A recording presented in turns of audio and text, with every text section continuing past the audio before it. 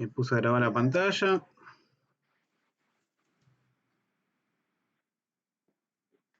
¿Se ve bien el cuadrito que está hecho? Sí, profe, se ve bien. Listo. Aunque venga la compañera y cuando ya viene ya empieza.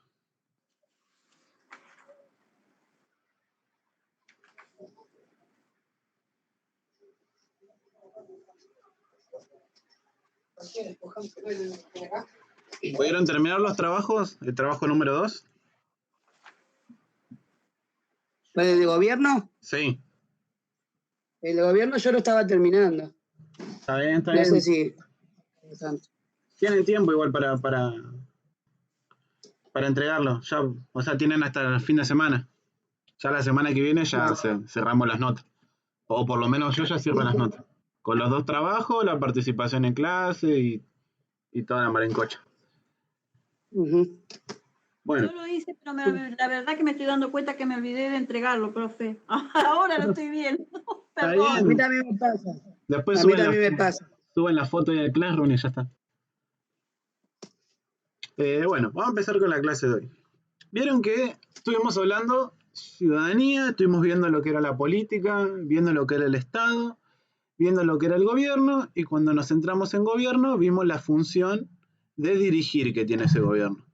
Y también vimos que la política estaba relacionada con el conflicto y con el hecho de tomar decisiones para un bien común, y que ese bien común muchas veces discutíamos porque no todos pensábamos cuál es el mejor bien común. Entonces, cuando se generan diferencias o discusiones, tiene que entrar ahí la política en el medio para mediar y optar por una salida o por otra. No quiere decir que una sea mejor o peor que la otra, sino que bueno, hay un conflicto de intereses y hay un elemento clave dentro de lo que es la ciudadanía, dentro de lo que es la política, que va a ser el poder político. Nosotros con el poder político lo podemos considerar de 2 maneras. Como un recurso, como algo que se tiene, y si yo tengo eso voy a tener poder. O como producto de una relación entre personas, entre sujetos o grupos sociales. Siempre cuando pensamos en política tenemos que tratar de pensar en grupos de personas, no en individuos, porque como sabemos formamos parte de una sociedad y tenemos que pensar en grupos. Ya sea grupos, por ejemplo, la juventud, las personas adultas, los trabajadores, siempre vieron de englobar a la gente dentro y ponerle un cartelito y encasillarla dentro de un determinado grupo. Los estudiantes, los profesores, etcétera, etcétera. Entonces, lo primero, lo que les voy a dar es la definición de poder político, que es esta. Es la aptitud para influir en personas o grupos economizando recursos de coerción. ¿Qué quiere decir esto? Uno va a tener poder general, puede ser político, poder económico, poder social, etcétera, etcétera, pero siempre va a ser una aptitud, una capacidad que va a tener ese grupo, la persona, de influir. ¿Por qué hablo de influir? Porque cuando uno tiene poder, tiene influencia. ¿Qué quiere decir que uno tiene influencia? Quiere decir que puede llegar a hacer que una persona haga o no haga, que haga o deje de hacer determinadas acciones. Por ejemplo, si yo quiero que una persona deje de manifestarse y yo como Estado, como gobierno, tengo determinado poder representado, si se quiere, no sé, en las leyes, yo con esas leyes lo que voy a hacer es influir a la gente para que haga. O sea, ¿por qué nosotros sabemos que robar está mal y no lo hacemos? Porque hay alguien, una institución más arriba que nosotros, que influye poder entre nosotros. ¿Cómo lo influyó? Por medio de la ley, primeramente, que dice que robar está prohibido. En el caso de que robáramos, la ley va a estar contemplado que vamos a tener una pena, y a su vez también por medio de bienes culturales, como ser la escuela o la familia, que nos van a decir desde chiquito que robar está mal y que no debemos de hacerlo, ¿sí? Entonces, por eso hablamos que hay influencia. ¿Vamos hasta acá? Sí, se entiende, profe. Bien. Vamos a la segunda parte de la definición, que dice economizando recursos de coerción. ¿Qué quiere decir esto? Economizar recursos de coerción. La coerción es todo uso de la fuerza y de obligar a alguien a hacer algo que no quiera. Por ejemplo, vamos a un caso simple y sencillo. La familia, el hijo. Nosotros podemos tratar de influir en él para que haga las tareas, ¿no? Claro. Lo vamos convenciendo, le vamos diciendo si no hace la tarea, no sé, no juega con el celular, si no hace la tarea, no salís a jugar a la pelota, o no te vas a ver con tu novia, etcétera, etcétera. ¿Qué pasa cuando se agotan la influencia de ese tipo? ¿A qué recurre la mayoría de la gente? Al chirlo, al cachetazo, al estate quieto. Bueno, la coerción sería el estate quieto para el chico. O sea, cuando ya no sabes cómo hablarle, ya no te entienden, es pum, chirlo y lo haces porque te obligo. Bueno, la coerción desde el punto de vista del Estado sería, nos estamos manifestando, volviendo al ejemplo de la manifestación. Y yo te digo que hay una ley que te lo prohíbe, y yo te digo que no debes de hacerlo, y ya está, me pudriste como Estado, que hago pum, represión. Represión, claro. Si nosotros nos pensáramos, la forma más fácil de mandar sería hacerlo por medio de la fuerza, utilizando la coerción. Pero ¿qué pasa, por ejemplo, con el pibe cuando vos ya lo recagaste a bife y ya le hablaste, ya le gritaste, ya se tiraron con de todo? Llega un punto donde no te escucha, ¿o no? Claro. Y hace No, lo que quiere. Bueno, esa misma metáfora funciona a grandes rasgos en lo que es la figura del gobierno. El poder político, o sea, el gobierno, el Estado, lo que va a tener que hacer es reprimir no, gestionar sus recursos para no llegar al choque violento, porque si no va a llegar un punto donde la gente le deja de hacer caso. ¿Sí? claro. Entonces por eso hablamos que el poder político influye en las personas para que hagan o dejen de hacer algo y que siempre busca economizar la coerción, busca tratar de no llegar al conflicto, a irse al uso extremo de la fuerza. Porque ojo, cuando nosotros hablamos, ahora vamos a ver más adelante, estamos ejerciendo poder, pero es un tipo de poder. Ahora, en este siguiente cuadrito, lo que nosotros vemos es que el poder político se va a poder manifestar de diferentes formas. Estas formas siempre van a estar guiadas en torno a la desigualdad. ¿Por qué digo esto? Porque para que haya alguien que tiene poder, tiene que haber alguien que no lo tenga. O que por lo menos no se dé cuenta que lo tiene. Porque si fuéramos todos igualitos, ninguno haría caso a nadie porque todos tendríamos el mismo nivel de poder. Por eso, si se acuerdan, hablamos de que para que el Estado surja, tenemos que ceder determinadas voluntades, determinados derechos para tratar de mantener un orden social, ¿no? Entonces, siempre que hablemos de poder político, vamos a hablar de que hay alguien que o tiene algo que otro no, o que está en una posición que otro no. A ver, que está presente. Buenas, Marina. Hola. Estábamos hablando del poder político. Cualquier cosa, yo voy a subir esto al Classroom, volvé a los primeros 10 minutos de la clase, va a estar ahí explicado.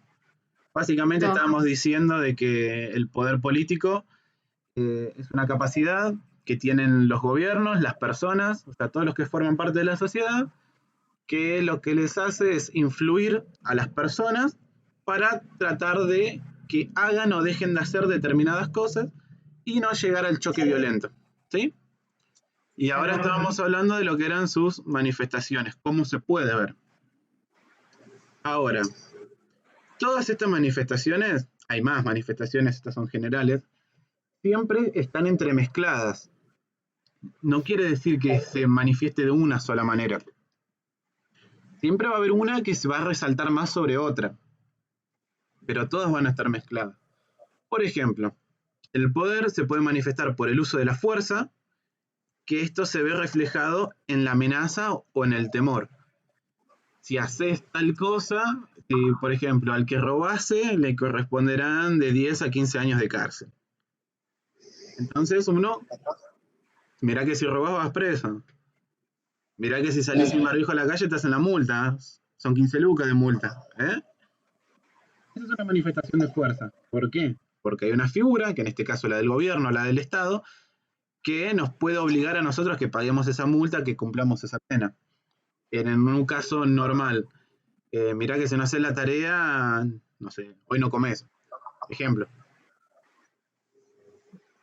Otra manera de que se manifieste es por medio de la influencia, que esto es la persuasión. Por ejemplo, ¿vieron las propagandas de Luchemos por la Vida? O las del alcohol al volante mata, o las de los que hacen propaganda para desincentivar el consumo de tabaco o de alcohol, que los muestra no sé, que te muestra que los pulmones se te hacen pelota, que los pulmones parecen negros, o te muestra una foto ahí directa del accidente, de la persona muerta, porque el alcohol al volante mata. Ahí estás influyendo, no les estás diciendo no lo hagas, sino que le muestras las consecuencias que podría haber para que la misma persona se autocontrole y diga, che, no, mirá, no quiero terminar como ese chabón que quedó ahí muerto en la calle. Mejor si me tomo, no manejo. ¿Se entiende? Claro. O otra forma, esa sería una influencia medio negativa, ¿no? Pero una influencia positiva sería, por ejemplo, decirle a tu hijo que tenés que estudiar porque si estudias vas a conseguir un mejor trabajo, donde vas a esforzarte menos y ganar más, o algo por el estilo. Ahí lo que se hace, busca es persuadir a la persona. Buscar que sola decida hacer o no hacer. En cambio acá, por ejemplo, ya recurríamos al temor. Algo iba a pasar si no lo hacías o lo hacías. Acá no, acá ya es más de uno. Y la última manera de representación sería la autoridad. La autoridad está dada por la reputación de la persona. Por ejemplo, si un médico te dice, señora, tiene que hacer 8 horas de reposo y subir los pies porque si no, no sé, por ejemplo, uno no le va a ir a decir al médico, che, me parece que no, que vos te estás equivocando, sino que el médico tiene una reputación, tiene un criterio de autoridad para decirnos qué está bien y qué está mal. O por ejemplo, no sé, uno va con un abogado y uno no le va, como un persona común, no le va a ir a discutir al abogado de entrada, porque el abogado se supone que estudió, que se formó y que sabe. Entonces está teniendo un criterio de autoridad. Lo mismo acá, por ejemplo, yo estoy teniendo un criterio de autoridad por sobre ustedes porque tengo el título que dice adelante profesor. En primera instancia no me vendrían a cuestionar las cosas. Después vemos qué pasa con estas manifestaciones de poder, cómo se doblegan o no. Yo puedo influir en ustedes a decirle, che, miren, están estudiando, vayan preparándose porque, no sé, el examen va a ser difícil. O directamente no me entregaste la actividad, listo, tenés un 2, desaprobaste. ¿Se entiende? Sí, sí. Sí, profe. Bien. Qué buenas alumnas que tengo, la verdad. Pasamos a la siguiente diapositiva. ¿Me bancan 5 segundos que voy a buscar un vaso con agua? Vaya, Sí, profe. sí.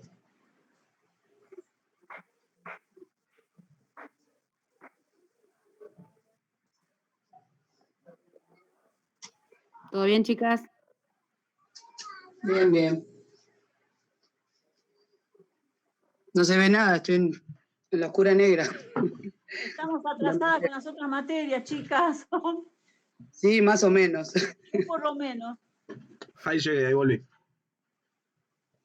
Bueno, hay un filósofo, sociólogo, pensador, que es Max Weber, que él murió en 1920, así que vivió el cambio de siglo, que él lo que hace, es inglés, es empezar a filosofar sobre el tema del poder, y él va a dar un concepto sobre este poder, que es el tema de legitimidad. ¿Y qué es la legitimidad? Es aprobar el accionar de alguien. Cuando uno se habla de... había una propaganda que era el legítimo termo, no me acuerdo, una cosa así.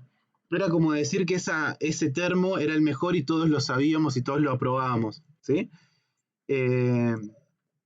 Esto quiere decir legitimidad, es que el común de la gente apruebe determinado accionar. Por ejemplo, ¿vieron la expresión el hijo legítimo? Bueno, es el hijo legítimo porque está aceptado.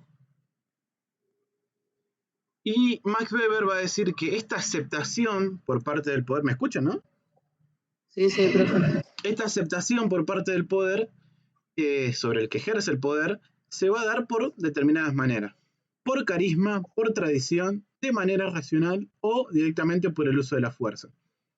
Entonces, nos ponemos así. Yo, político, ¿cómo ejerzo legitimidad sobre otro? ¿Vieron que dicen que los políticos son compradores? ¿Que dicen lo que la gente quiere escuchar? Bueno, aplican esto, aplican carisma. Buscan aceptación por medio de esto, de caerle bien a la gente. ¿Por qué los políticos en campaña terminan yendo a tomar mate en la casa del barrio o se meten, no sé, en calle de tierra, etcétera? Buscan esto, buscan cercanía, acercarse, que sean carismáticos. Una persona que es carismática es una persona que le cae bien a todos. Después Claro. tenemos otra opción, que es por el tema de la tradición, ¿no? ¿Cómo sería el tema de la tradición? Los reyes, los antiguos reyes, por ejemplo, en la reina de Inglaterra, la monarquía, ¿por qué se sigue manteniendo ahí? Y tuvieron 10.500 posibilidades de sacar a la monarquía del costado, pero sin embargo les siguen dando un lugar de privilegio. ¿Por qué? Por tradición, porque siempre fue así. No se les ocurre de la cabeza de sacarlo. Por ejemplo, tradición de buscar legitimación, buscar aceptación, no sé, que el padre se siente en la punta de la mesa. ¿Por qué pasa? Por tradición. Siempre fue así y a nadie se le ocurre cambiarlo. Se acepta, porque ya está. Siempre fue así, no se cambia. Después tenemos el otro ejemplo, que es, como dijimos anteriormente, que es directamente por el uso de la fuerza, y que este siempre es el menos recomendado, porque llega un punto que la gente se cansa, eso ya lo dijimos. Y después tenemos la legitimación por medio de los medios racionales. ¿Cómo sería esto? Es pensar, yo como individuo, ¿qué priorizo de una sociedad? ¿Qué ideales priorizo? Y veo a la otra persona que capaz que no tiene carisma, no me cae bien, rompe con mis tradiciones, pero sin embargo, cumple con todas mis expectativas que yo tengo para que él, para un político, para una persona, para un gobierno. Es racional. El derecho a la vida, a la salud. Claro, capaz que ni lo conozco, nunca lo vi, es de un partido que nunca voté, porque vieron que están esas cosas de que los peronistas siempre votan peronistas y radicales siempre votan a radicales. Es un ejemplo, ¿no? Y capaz que aparece una tercera vía que capaz que no me cae bien, no lo conozco, pero en el discurso y en el accionar yo me veo reflejado en mis valores políticos. Entonces, listo, lo voto. Otro ejemplo más burdo todavía. ¿Vieron la famosa frase roba pero hace? Que usan para los intendentes. Capaz que, por ejemplo, vamos al caso de Merlo, Otacet, no me cae bien, es un mafioso, un patotero, pero yo el cordón cuneta de mi casa lo tengo pintado, tengo las plazas limpias, tengo alumbrado y veo que hay obras en el municipio. Responde a las necesidades que yo estoy pidiendo para un político y para un gobernante. Sí, listo, no me cae bien, pero lo voto igual. Pueden decir que roba, pero yo veo obras dentro de mi partido. ¿Se entiende?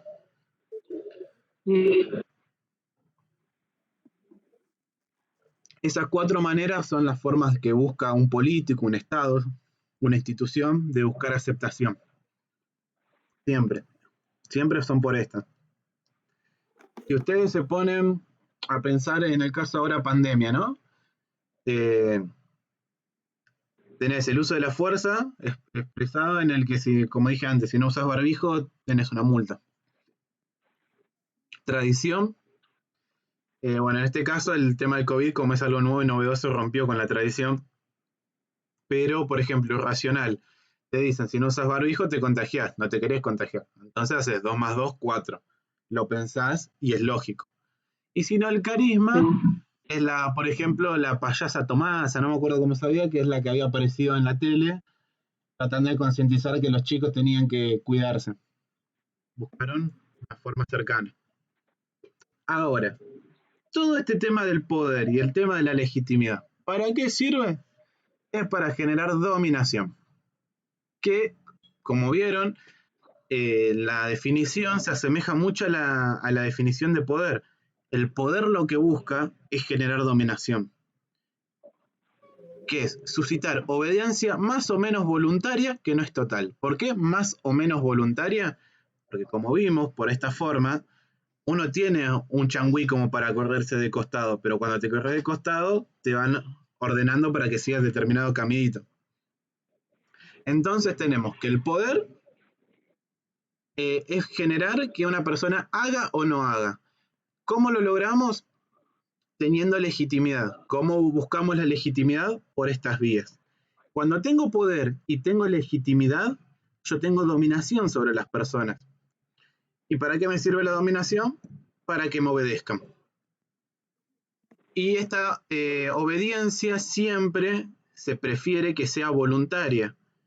Y entre mayor sea el vínculo entre el que es dominado y el dominador, la dominación va a ser mucho más efectiva. Cuando el vínculo se va separando y no cumplo con ninguno de estas características de legitimidad, lo que va a pasar es que, por ejemplo, en el caso de un Estado, la sociedad, entre más se vaya alejando de la relación con el Estado, va a llegar a un punto donde se van a cansar y ahí es donde suceden las grandes revoluciones o los grandes descontentos sociales. ¿Ustedes se acuerdan del 2001? En el 2001 había toque de queda. La gente, ¿por dónde se pasó ese toque de queda? La gente salió igual a la calle a protestar. Venían los policías y decían no hagas tal cosa y vos lo hacías igual. O sea, había un descontento, había una crisis de legitimidad. Cuando ustedes escuchen o lean en los noticieros que hay una crisis de legitimidad, es porque el Estado y el gobierno o la persona política que está al mando rompió con todo esto. No tiene dominación sobre la gente. Cuando vos ya no dominás a alguien, como dijimos en el caso del pibe, se te va y se te descarría y hace lo que quiere. ¿Sí? Claro. ¿Vamos hasta acá? ¿Hay alguna duda? No, profe. No. Bien. Vamos a seguir. Ahora nos vamos un poquito más adelante. Década del 60. Contextualicen ustedes. Yo cuando más o menos les hablo de cuándo son los pensadores, vayan pensando qué pasa. Weber, mucho más viejo, murió en el 20, o sea que ya en 1910 ya era un viejo.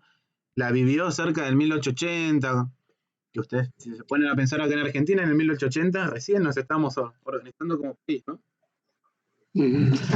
Si bien él era inglés, más o menos sitúense en la época.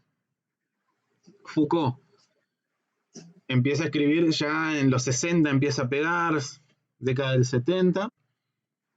Imaginen el concepto de revolución que había, ¿no? En el 60 pasa Cuba, en el 17 pasó la Revolución Rusa, se terminaron las dos guerras mundiales, es como que la gente ya empezaba a cambiar el esquema de pensamiento. Y Foucault va a volver a tomar los escritos de Weber sobre el poder, pero les va a dar una vuelta de tuerca. Foucault va a hablar de la microfísica del poder, que ya no se va a centrar en de dónde sale ese poder, quién lo legitima y qué justificación. Para Foucault el poder ya va a estar.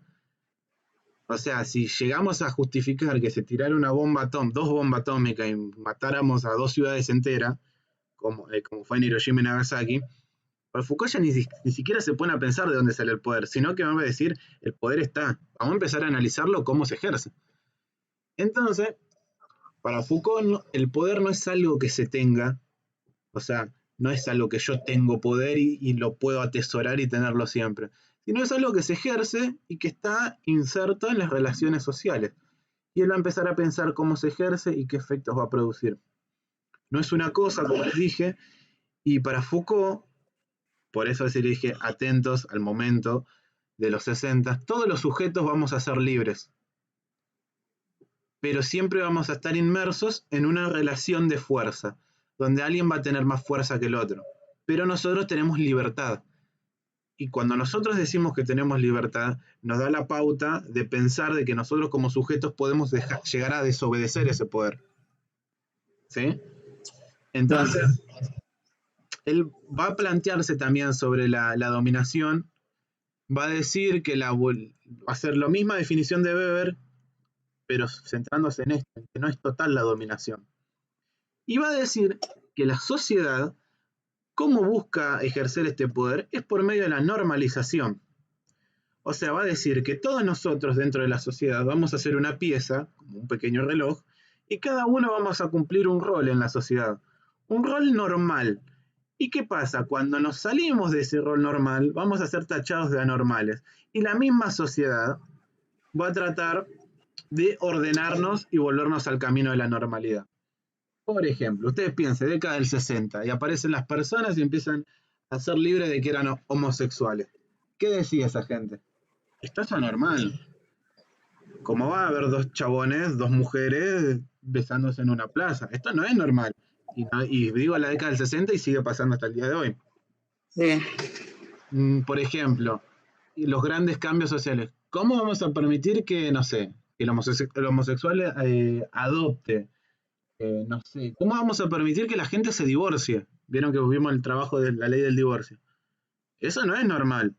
Entonces la sociedad es la que misma que controla. Ya no necesitamos alguien de arriba que te esté controlando, sino que nos controlamos entre nosotros mismos. Cuando tenemos un vecino que en el barrio que sabemos que hizo la clandestina, o no, ya todos lo miramos mal. Todos empezamos a hablar de ese vecino. Nosotros mismos nos controlamos para Foucault. No es necesario que esté alguien controlándonos.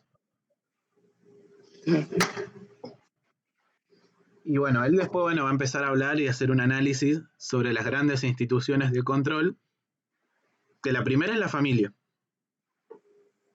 La familia es lo que te va a marcar la pauta de qué es normal y qué es no. La segunda son los hospitales.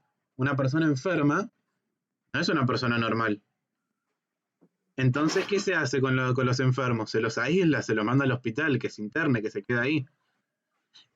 La otra característica que va a dar Foucault, la otra institución, es la del loquero. El loquero, el loco, no es normal. Entonces, ¿qué haces? Hay que aislarlo por miedo a que contagie a los demás. ¿Cuánta gente estuvo por mucho tiempo considerada como loca, aislada del mundo, y siendo lo que tenían capaz que era una enfermedad normal? Pero, o muchas veces no, y no estaban enfermos, sino que lo que tenían es una manera distinta de ver el mundo, y se los aisló, se los separó. El loquero, la cárcel.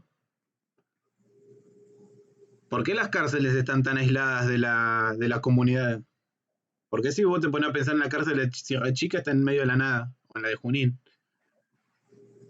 Porque tenemos que aislar al loco, o que no es normal lo tenemos que aislar por miedo a que contagie a los demás. ¿Sí?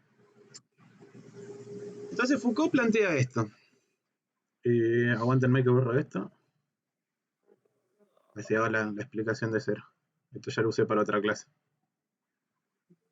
Foucault va a decir que la relación va a ser entre dominados y dominadores, y va a circular constantemente.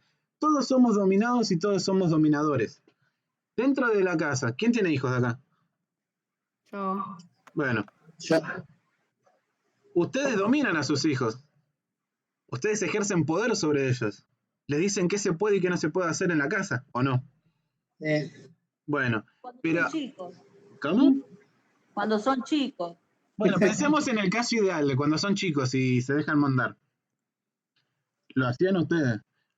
Pero ahora, si ustedes van a trabajar y tienen un jefe, ¿van a ser dominadores o van a ser dominados ahí? Dominados. Bueno, pero a la vez son dominadores de sus hijos. Entonces, ¿ven? Es dependiendo de cómo analicemos y de dónde nos paremos. Por eso vamos a decir que el poder circula constantemente. Yo, si se quiere, puedo ser dominador de ustedes porque tengo una figura de autoridad y digamos que estoy como un escalón para arriba. Pero si me aparece la directora en medio de la clase, soy un dominado. O si mientras estoy dando la clase aparece mi mamá a cagarme a pedo al costado, pase de ser dominador a ser dominado. ¿Se entiende? Sí. Genial. No solamente se representa, o sea, que no solamente se ve, sino que estas relaciones se van reproduciendo con el tiempo. Nosotros, como dijimos en la familia, le enseñamos a los pibes que la policía se les respeta, ¿no? Claro. Entonces, nosotros vamos reproduciendo, les enseñamos que el médico se respeta, les enseñamos que la ley se debe de respetar, qué cosas se pueden y qué cosas no se pueden hacer, que, por ejemplo, depende de los valores de determinada familia, qué cosas están bien y qué cosas están mal. Por ejemplo, para una familia puede estar renormalizado el tema de salir, protestar, manifestarse, y para otra eso se puede estar mal visto. Entonces nosotros vamos, según nuestros criterios, Vamos representando y reproduciendo esas relaciones de poder. Bueno, es lo mismo, no es algo que se posea o que se ejerza. Foucault va a hacer un análisis ascendente del poder. ¿Qué quiere decir eso? Que para Foucault el poder no viene de arriba para abajo, sino que el poder real se ejerce desde la base hacia arriba. Porque va a decir que todo lo que está arriba no es nada si la base no lo acepta. No me sirve tener el gran ejército y tener el gran sistema de leyes y el gran sistema de justicia si tengo desobediencia civil abajo. Por eso los sistemas autoritarios caen. Por eso muchas veces cuando se habla del caso cubano y se dice no, porque Cuba es una dictadura. ¿Qué dictadura se mantiene por más de 60 años si no tiene un determinado apoyo popular? Después vemos cómo surge ese apoyo. Pero que hay apoyo y apoyo. Si ustedes pensaban en la dictadura del 76, que fue la más grosa de acá, fue del 76 al 83. Sí. Y se perdió el apoyo y se fue. Pero si vamos no muy lejos, al caso contrario de Chile, Pinochet estuvo hasta el 95. Sí, también. Y después la misma gente lo volvió a elegir por la vía democrática. Es verdad. Entonces, lo que vale para Foucault es el apoyo popular. Y ese apoyo popular se implanta en el imaginario social. ¿Qué es el imaginario social? Es el sentido común. ¿A qué se les viene a la cabeza a ustedes cuando yo les nombro sentido común? Lo común, que todos pensamos igual, en el mismo Claro, sentido. claro, que todos tenemos una misma base de la que partimos. Por ejemplo, sentido común. Si nosotros vemos, no sé, el simbolito de veneno en una botella, esto me hace acordar el capítulo del Chavo donde don Ramón les enseña a los chicos. Está la botella con el simbolito de veneno. Ninguno de nosotros va a ir a tomarlo. ¿Por qué? Porque ya está en nuestro sentido común asociado que ese símbolo significa veneno y que es peligro. ¿Se entiende? Sí, sí. Entonces, esto nos da la pauta de que el poder no es solamente represivo, no sirve para reprimir, como decía Weber, que es para dominar, eh, eh, eh, es para dominar acotando los recursos de coerción, sino que el poder sirve para hacer funcionar una sociedad, si no, no funciona. ¿Sí? Ujú. Bueno, ¿alguna duda sobre Foucault? No, profe. No, pero bueno, me queda un poco que por qué una sociedad tiene que funcionar con poder. O sea, bueno, depende de qué tipo de poder. Yo lo digo por lo que estamos viviendo ahora actualmente a nivel global y las Sí, cosas que están pasando. y pasa que depende del tipo de la sociedad se va a dar prioridad a un determinado poder u otro, a una forma en realidad de manifestar el poder, porque no es una única. Yo le estoy dando como dos panoramas para una forma clásica, una forma un poco más progresista, si se quiere, más actual de pensarla, y eso que esto Foucault lo dice en el 60, 70, pero el poder político en sí es el poder que te dan las personas. Ahora, ¿cómo llegas a esas personas? Tenés por medio de recursos económicos, que es el poder económico, por medio de poder social, que es por tener un grupo de personas que convenza al otro grupo de personas. Eh, Hay muchas formas de ejercer dominación. Y funcionar en el poder funciona sí o sí. Nada más que, por ejemplo, si vemos como Weber va a decir que el poder es una cosa que baja y que lo tiene un selecto grupo. Si nos ponemos a pensar como Foucault, el poder está en todos. Por eso era el cuadrito este que al final expliqué. Porque yo como A puedo ejercer poder sobre B, pero a su vez B puede ejercer poder sobre mí, y C también puede ejercer poder sobre mí, y yo a la vez ejerzo sobre E, pero a su vez E ejerce sobre B. Entonces, ¿qué nos da la pauta Foucault? Es que no nada está establecido y que en algún momento nosotros podemos romper estas cadenas. Podemos pensar de otra manera, que en vez de que uno ejerza sobre otro, por ejemplo, podemos hacer que B, D y C se pongan de acuerdo y ejerzan poder sobre B. Esa es la gracia, si se quiere, del sistema de pensamiento de Foucault. se plantea como una forma de tratar de romper lo normal.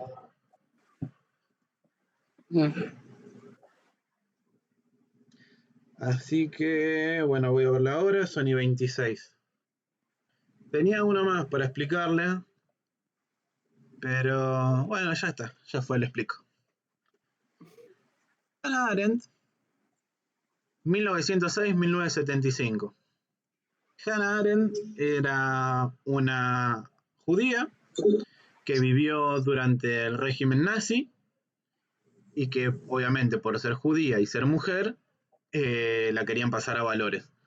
Hannah Arendt logra exiliarse en Estados Unidos y de ahí empezar a escribir. Y obviamente va a estar marcado mucho de su pensamiento filosófico sobre los regímenes totalitaristas y sobre su propia experiencia. Para que tengan una idea, Hannah Arendt era amante de otro filósofo alemán que se llamaba Heidegger y andaban juntos, y Heidegger llegó a teorizar sobre decir que la expresión del ario nazi era la máxima expresión de hombre, era el superhombre, y llegó a su ideología llegó a comerle tanto la cabeza que terminó por deportarla con las SS a Hannah Arendt, y Hannah Arendt la terminan salvando otra serie de pensadores. Eso es como el dato real de la clase. Pero Hannah Arendt lo que va a hablar es sobre el poder como la comunicación.